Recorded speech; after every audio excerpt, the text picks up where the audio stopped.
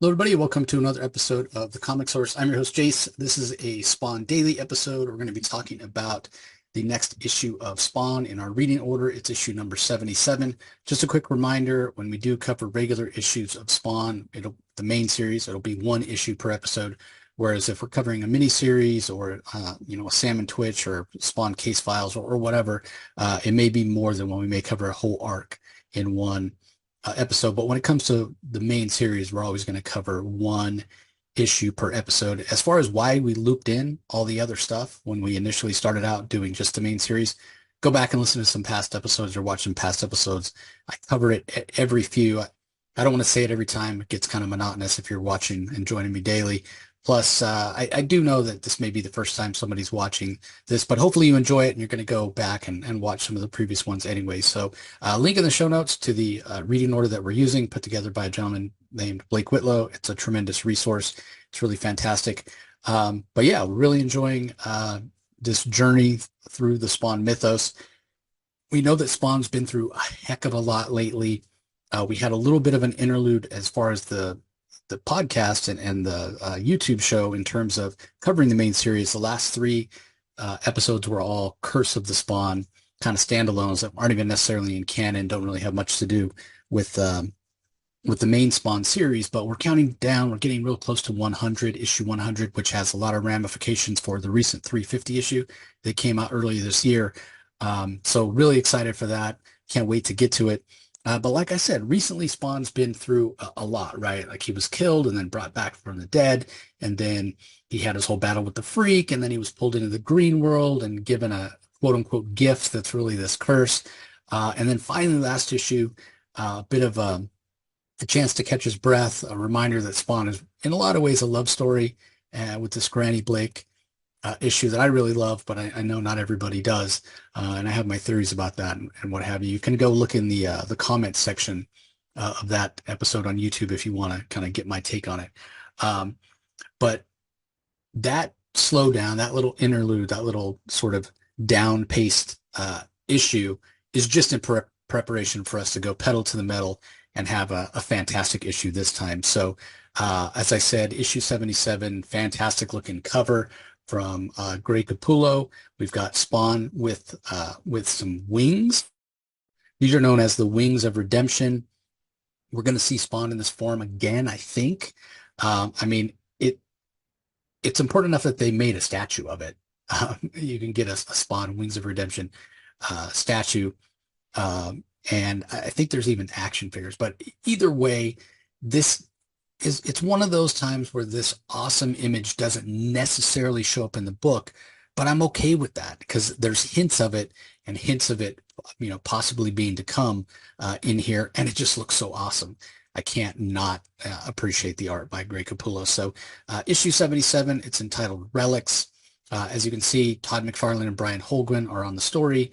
Dwayne Turner handles the pencils. Danny Miki on inks. As always, copy editor and lettering by Tom Orzechowski, colors by Brian Haberlin, Andy Troy, Dan Kemp. We've got the summary in there, reminding us of what happened in the cemetery with Granny Blake and her telling sort of her secret origin to Al, talking about her late husband Jack and what have you. So with this one, it launches into Spawn. He's having a conversation with Cogliostro, and he's had it. Like he is just fed up. He's like, I want the truth. I want to know what's happening to me, what's going on. Fantastic splash page there, pretty impactful from Dwayne Turner. And Cog, as always, when he's dealing with Spawn, there's a level of snark there. He's like, "What is happening to you, Spawn?" And so Al doesn't realize Cog's probably being sarcastic, so he's like, "Look, ever since I was attacked by that heap monster, and then I went to the green world, and now I can see things, I can feel things.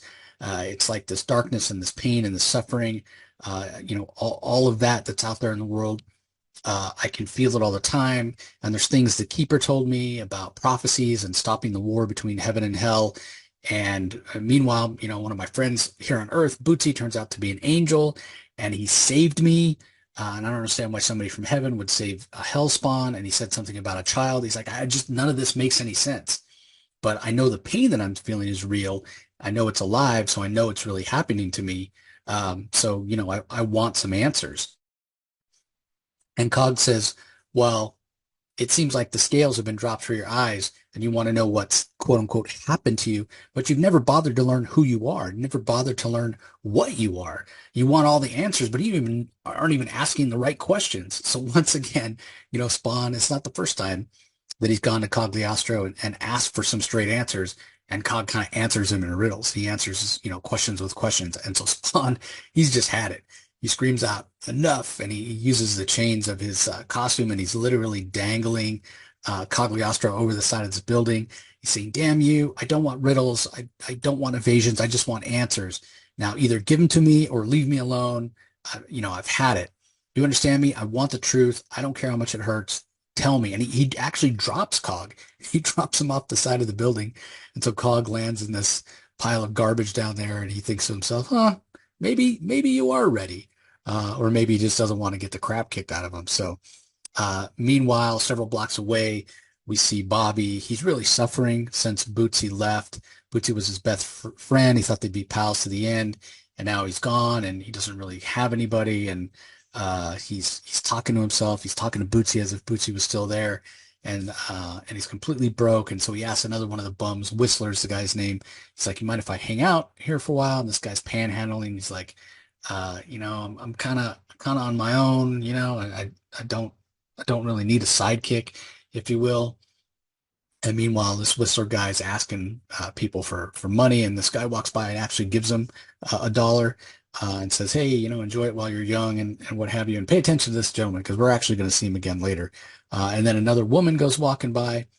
She's somebody that's important too, although when she shows up later, she has dark hair as opposed to the blonde hair here. But when Whistler tries to panhandle from her, she's like, real change comes from within. My name is Sarah. If you're willing to help yourself, you can come see me. And she gives him a card for an outreach center. And Whistler doesn't want to hear it. He's like, I can take care of myself. But what he doesn't want is he doesn't want Bobby hanging around. He tells Bobby, I don't need a faithful sidekick. I really like being on my own. And so Bobby feels distraught. He feels hurt. He feels rejected by this Whistler guy. But the woman, she gives her card to Bobby because she can tell that he's really suffering. So in the meantime, Cagliostro is leading Spawn to what looks to be a church.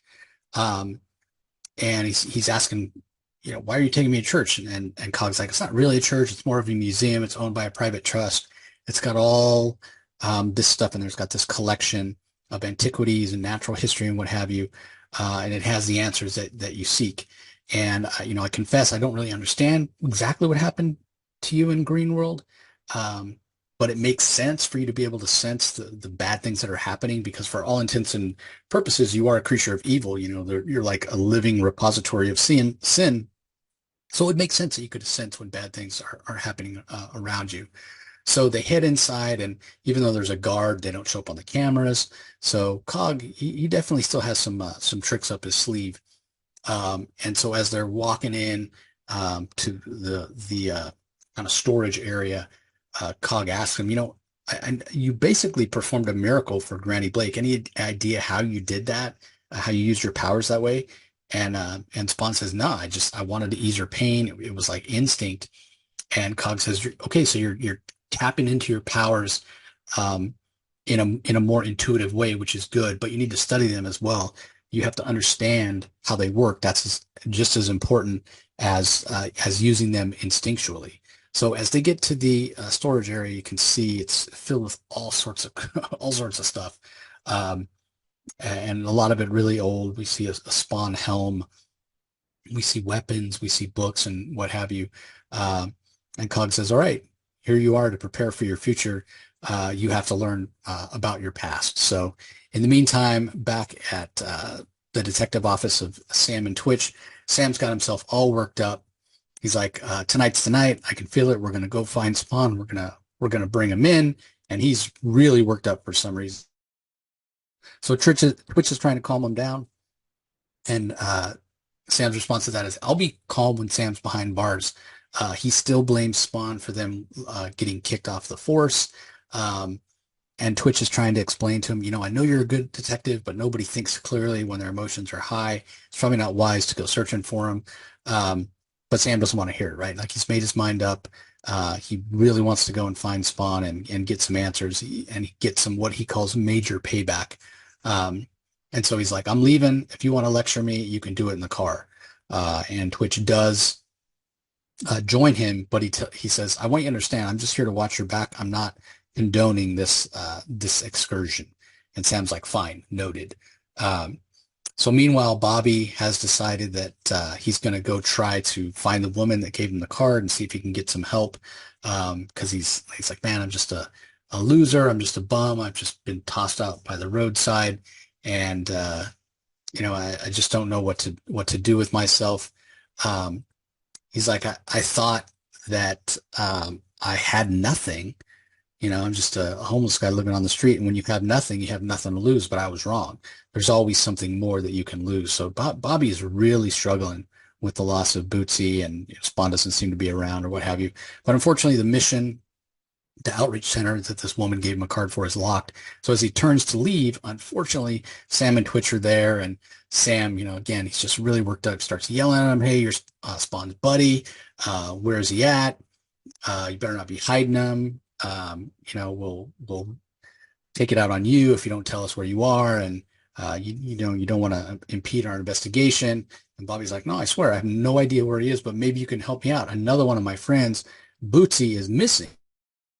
And I'm worried he got inducted. So here's Sam on one hand saying, hey, you better tell us what you know. And then he turns around as soon as Bobby seems to have a legitimate problem. Sam's like, we're not law enforcement. Call the police. And he takes off, telling Twitch to join him. So meanwhile, back in the church/museum, Cog is explaining all of the different archives and what have you that are there. That these are archives of the Hellspawn, the work of 100 lifetimes. There's been so many more spawns before him, and this is really eye-opening for Al. And as they're talking about it, all of a sudden his chains start to react to something, and we see that there is some like what looks like a ribbons attacking him, and it turns out it's the headdress from an angel, from a seraphim, kind of like Angela. And Spawn's fighting against it, and Cog's like, don't expend your strength. It's trying to leech power from you. Just hold still for a second. And Cog is actually able to grab it and rip it off of Spawn and keep it from leeching his powers. And he says, yeah, it's the ceremonial headdress of a seraphic warrior. And this particular one belonged to one of the all-time great Hellspawn hunters, a particularly lethal angel named Maculita. But I killed her myself centuries ago, but I guess this still had a little kick in it. And Spawn's like, wait, what? And Cog's like, yeah, I was quite the warrior in my day, or maybe it'd be more accurate to call me a vicious, inhuman monster. I've got oceans of blood on my hand. And here's the thing. I brought you here because I want you to have an understanding of who you are and what the curse is that you have and how many have been touched by it, including myself. He's like, I understand your situation better than you think because I too am a Hellspawn, maybe the worst Hellspawn that ever walked the earth. And I tried to break the hold that the devil had on me, and I actually found a way to separate myself from the symbiote, from the costume, and gain my freedom. And it took forever, and it was extremely painful. And as he's saying this, he's taking off his clothes to show Spawn all the scars he has on his body. And then he says, but yeah, so it backfired, right? I failed to gain my freedom. I was able to purge the symbiote from my flesh, but instead of freedom, I became trapped between two worlds. Like hell won't have me. They can't lay a claim to me anymore because I purged the symbiote from me, but heaven's not going to take me either. So I'm damned to just walk this world forever, living this kind of meaningless existence until I can find a champion who can, defeat Malbolgia and break the chains that bind all of us. And he puts it on Al. He says, I think you might be the one. You might be the one that can finally end this merciless war, a war that neither side really wants to end. It's kind of their reason for being in a lot of ways. But it's not going to come easy, and the cost is going to be really high to end the war. So as Spawn is digesting that information, which is huge bombshell, we shift back to Bobby. And again, he's really struggling. He's trying to find something to drink. He's craving alcohol. Obviously this guy spends most of his time drunk, so he's going through some withdrawals. And even his fellow homeless are like, dude, maybe you want to lay off. You're really not looking so good.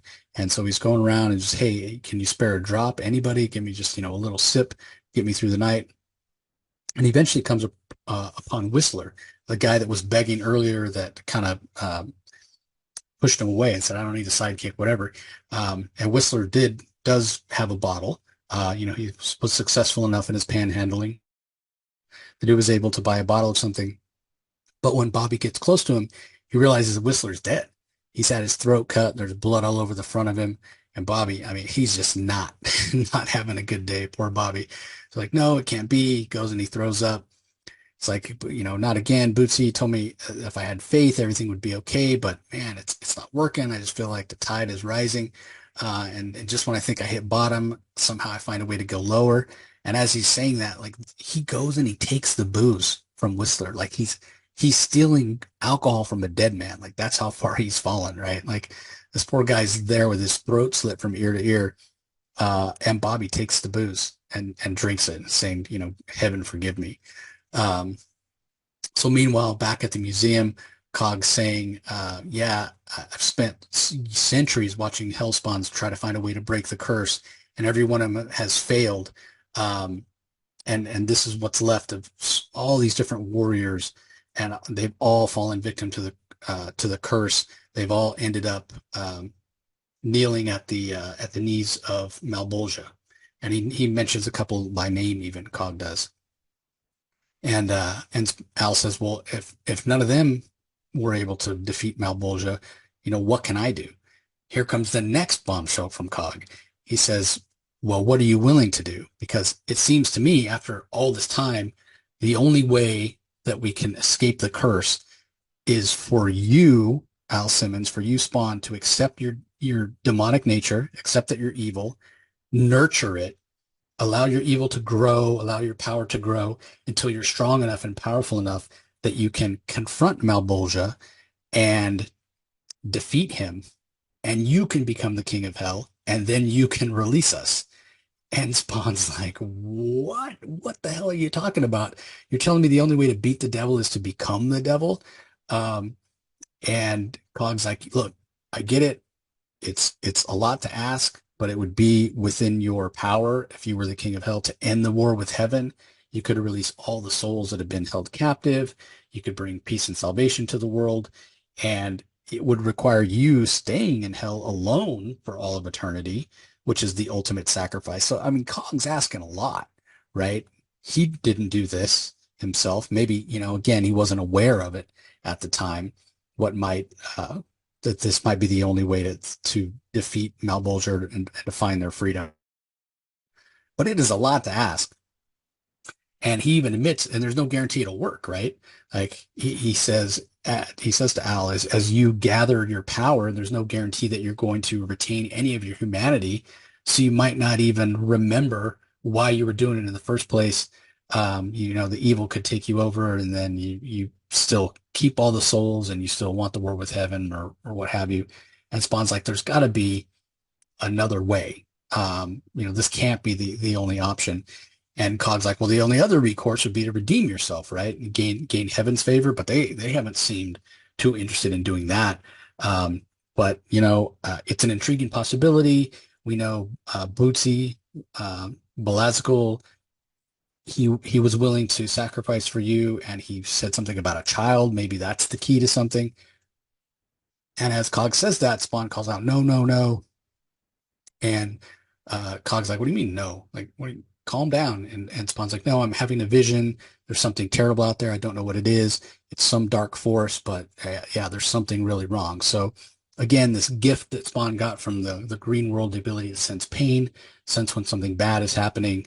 This is the most intense example of that's happened yet.